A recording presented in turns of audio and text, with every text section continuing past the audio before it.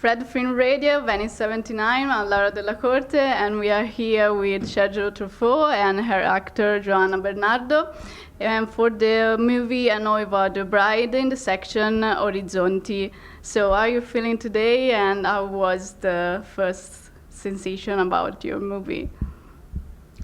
Well, we had only the press screenings yesterday, and as far as we know, and we met some people, the reaction was very good and very, very warm, and we hope today, when we will have the major screening, the audience will like it. What can I say more? Yeah, we are very happy to be here. Okay. It's an honor. And, well, I would like to ask you a curiosity about your movie. Actually, you were developing a documentary, and then you decide to do NOIVA because of the ISIS taking place in Mosul. And I was wondering, you talk about the fact that there are so many people or Western Europeans who join as foreign fighters, and you wanted to tell this kind of story, but I want to share some more details with us about, how you have to choose her for the main role, and, the challenges to tell a story like that. Well, thank you very much for the questions. In fact, it was a long process. I was starting to make a documentary about Iraq under US control, and this fake idea of the American state saying that with free press and free elections, the country would be a peaceful democracy, which never happened, despite the fact they had hundreds of newspapers, TVs, etc. There were bombings exploding everywhere and killing people every day, and then the American left, leaving the country in a disaster. But in the meanwhile, while I was preparing this, Mosul was taken by Daesh. And Mosul was a place that I was many times. I was wearing my shoes for a very long time, both in Mosul market, and I meet people. And suddenly it was the capital of Islamic State, and I was surprised, as you say, about the foreign fighters. And how people coming from Italy, France, Portugal with Christian background or agnostic background were suddenly converted. The first step was not writing a NOIVA. The first step was not writing about the brides of the jihad, because it was in 2014. It was to follow who were those foreign fighters. So I studied for many years, and I wrote a kind of a treatment about one of them, and there was a kind of a magic couple. Among the Portuguese, there was one that was looking like Cristiano Ronaldo playing football in England, and suddenly making music, and he was trying to seduce a girl that was a Portuguese Dutch immigrant that was also from a Christian background, and suddenly she went, and the story of those two was very interesting for me, and I wrote a treatment, not a final script. And at the moment I was supposed to deliver a final script, Mosul in 2017 failed. Was taken by the coalition, by mostly Iraqi soldiers and people from Kurdistan. So at that time I understood, no.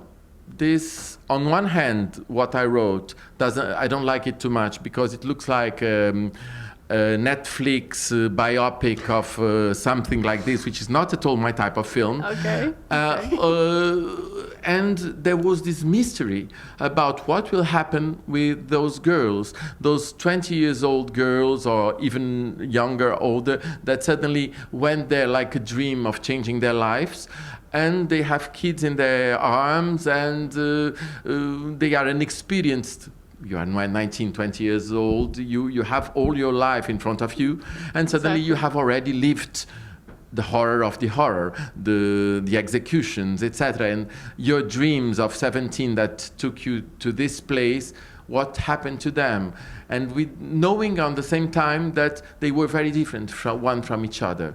So this was the purpose. And when in fact I wrote this, the other one, the script, the treatment, I took like 3 years to write, and the script I wrote in 15, 20 days, because I had to deliver to a kind of a contest. And when it was about to do this, we had a beautiful casting with 150 girls in Lisbon, around this age, that were experienced in theater and not, well, they were students in theater. And we were looking for someone that could have simultaneously this innocence and this determination. And Joana, although she was at the moment 20, she looked like 14. Yes, it is. You look how it was for you actually to play this part, because what you said was that there is this clash, you know, between you and all the backgrounds, because she has this you know, innocence aura, and the war is all around her. She talks about fate.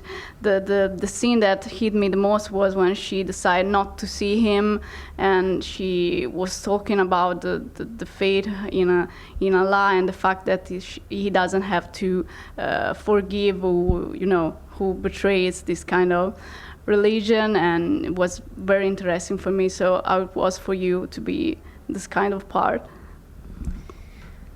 I think it was a really challenge for me, because it was my first movie, and this woman, this girl, it was based in 3 contemporary women.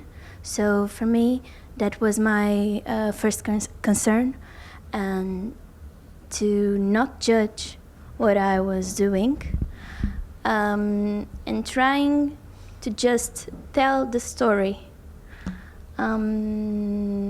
It was a very challenging during the filming, and finding this character, this figure. It was a pleasure for me doing this with my age, because it was amazing. Yeah. Let me tell you something which is fun. When we did the tests of 15, there were 150 possible persons, but we casted around 20 or a little more. And one of the tests was the final scene with the father, that at the beginning was much longer, and the other was just to ask the young girls to act listening to the sound of the first sound of the execution. And they were just standing for like 1 minute, listening in Arabic the sound of the execution and the pa pa pa pa pa pa, and acting during this. We explained first, second, and then your husband, and they had and we had this shot of 3 minutes of every girl, and Joana was marvelous.